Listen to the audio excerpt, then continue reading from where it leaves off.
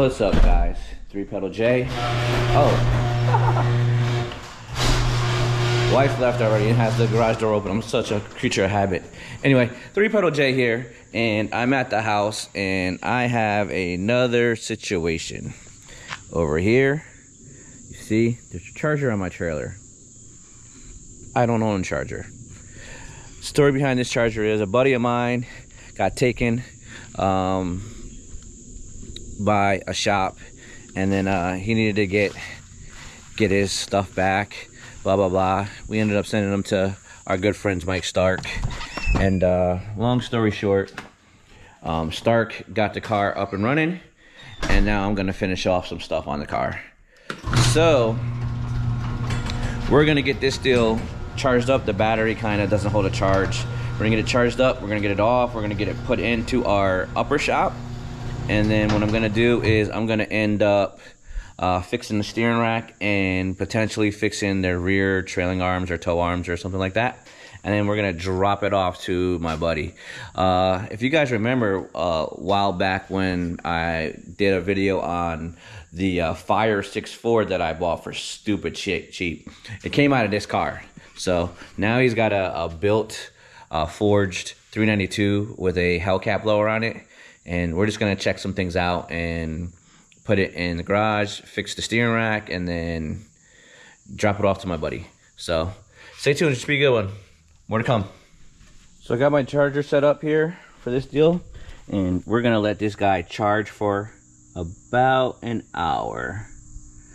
Looks like an hour and 65 minutes, so hour and 5 minutes, and then we'll get my other car that also has a battery issue. Go figure. This is my 1997 Buick Riviera that I got from my grandfather.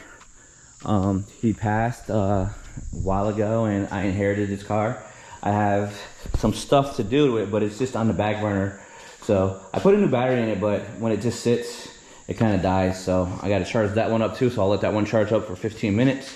That one's pretty fresh. It'll start. Then I can back that one into the spot that the big boy Ram truck is in. Back it off, put it in here, clean out my garage before my wife gets home, and then I'll get this deal up in the air, and we'll start working on it. Matter of fact, before we would do that, let's go ahead and get the rack out. So Joe has the parts already. So let's get the rack out. Let me pregame a little bit.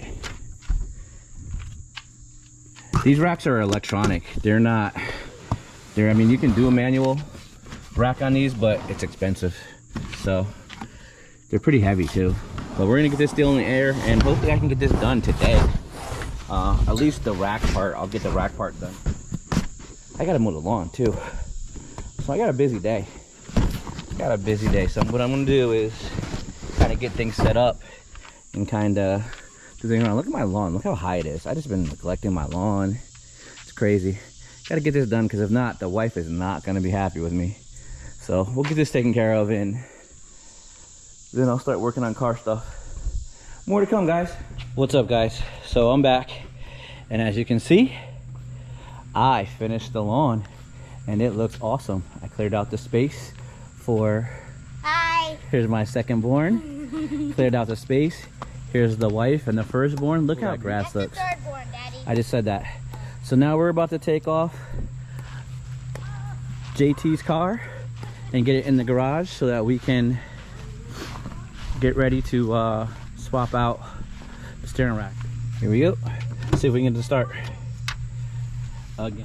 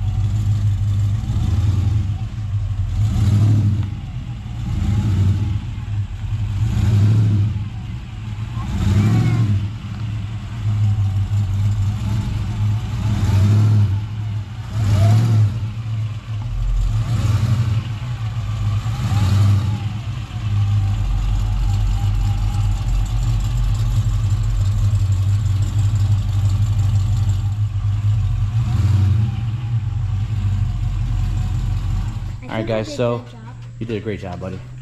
So we got it in. We got to raise it up and get it at least ready for working, putting this deal underneath and seeing what else is going on with it. But superchargers are different than turbos, man. Like, you got instant torque, and it's a little challenging. So interesting stuff. First time driving an aftermarket build with a supercharger on it, so that was pretty cool. More to come. And today I'm in my wife's garage, and I have behind me here a 2017 Dodge Charger that I am going to put a steering rack on. This is a buddy of mine's car who I got the 6.4 from, and I ended up getting a 2017 ECU from as well. This is a really interesting car. It was originally a 5.7 Charger RT, but it now, let's see if I can get this open. It's now a Hellcat supercharged 6.4 forged bottom end motor. So the guys who had this car, whose car this belongs to, when he first got work done, he had a really bad shop do some stuff from him, and some things got ruined on it. So the rack is kind of jacked up from that, and I heard that the trailing arms are bent. So I have trailing arms from FrankenStein that I'm going to put on here, and then I'm going to do the rack. So I'm going to take a look at the rack and see what I need to do and get after it. And you guys can follow along, and I'll show you what all goes into swapping out a rack. More to come. All right, guys. When you're dealing with these steering racks, there are 3 connections, and they're all right near each other. There's this one, which you have to undo the red clip and then push in and pull out. Then there's one right here, which will require, I'm gonna use a screwdriver because I couldn't loosen it up without it. So just take my screwdriver and click it over. Hopefully you're gonna hear this click.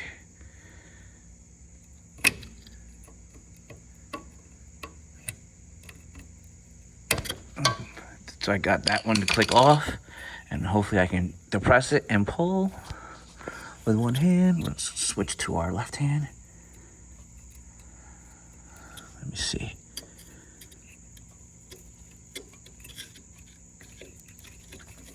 And it's out for sure. Oh, there we go. Now it's out.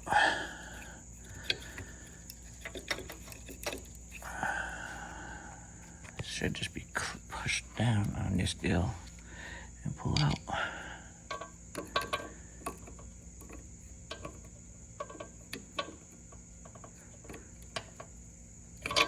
I gotta figure out what I gotta do to get this off, but I don't want to break it. And then there's one more behind here. Right? Then you have the connection points. There's one right here, and there's one on this side right there. Right there. And then you have the 21 millimeter tie rod ends, and this deal should come out. Oh. Then there's one little bolt. I think that's a 13 right here. So I'm gonna loosen all of these connections and drop it, and then I'll show you. And then hopefully we'll get the other one in, and it should be no problem. More to come. All right, guys. So this is a 21 millimeter to loosen up the tie rods. I already cracked it loose, so it looks like it's easy, but it wasn't. It was really hard. And what I do is I take it off, and now I'm gonna have to hit that with a BFH to get it to loosen up. On both sides. I already did the left side, or the passenger side as well. And then the only thing that's left are the bolts that hold it on there, and the nut that attaches to the steering linkage. So I think that's a 10 mil, but it might be a 12. So I'm gonna check that out here in a minute. All right, guys. So tie rods are out. Had to do a little bit of banging with the BFH. Firstborn is helping. I'm teaching him how to change the steering rock. Here's Firstborn. Wants to be out here with his shirt off, but it's okay. when you're young, you can do that kind of stuff. Both tie rods are out. So the last thing we gotta do is disconnect the rack from its mounting point, and then also take off the coupler bolt. So I think that's a 10 or a 12. So I'm gonna find those ratcheting wrenches. I'm gonna loosen that up, and then we will get this thing knocked out. Come on, firstborn. Stop recording. Come on, get it out. I'm done recording. You lying. I don't like iron. Yo, this is heavy. I told you to slide it out. I didn't tell you to pull it out. Put it on the ground. Now pull it out that way. Yep, good job. All right, good job. Keep going. I could have flipped it the other way. Just flip it over. You still can do it. I don't know what that other box is for. Flip it over. Come Stop recording. No, come on. I need you to do it more. No, I can't look like a bot on your YouTube. Come on, just go. Pull it out. Pull it. All right, flip it over and just let it sit there like that. Good work. So here's the new rack, guys. Firstborn got it out. I hope it has tie rod ends on it because I really don't want to have to set this deal up. That's gonna suck if I have to. Oh man. Oh, turns out I didn't have to take off that one bolt on the top. Okay, well now I know that for future references. But yeah, so I'm gonna get this deal mounted and ready to go here shortly. All right, more to come. All right, guys. So here we are. We have the new rack is in. I have to tighten up this bolt and this bolt and this bolt right here. And then I have to plug everything in, which I think I'm gonna do that now. Plugged in, clipped.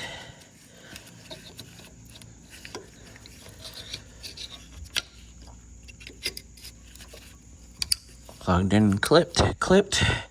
And then I have to tighten up the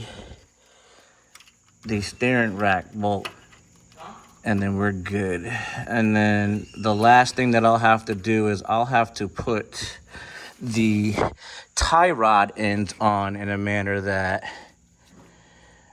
line up perfectly here. And I'm gonna take them off of this one since I didn't get tie rods for it. So there's gonna be that fun time. But yeah, this job is basically done. It's pretty simple. It's like 4 bolts, 3 bolts, 5 bolts max. It's 21, 15, and a 13. Unplug it and put it in, and then take it to the alignment shop. But we're gonna wrap this guy up. I'm gonna take it for a quick drive around the neighborhood and load it up on the truck, and then bring it to its owner, tell him he needs to do a alignment on it, and then we'll get it to EFI Specialties and tune it. So that's gonna do it for this one. As you guys can see, I gotta take the tie rods off of over here, so I'm gonna take some pictures of how many threads are loose so that we can get it pretty close, and then we'll go from there. But it's just pretty simple swap. Most people can do it if they knew what to use or how to get to it, but not hard at all. Anybody can do this at home, but everybody doesn't have the tools, so we're gonna finish it up. It's gonna do it for this one. So with that being said, 3 Pedal J saying rev her up, dump the clutch, grab a gear, disappear.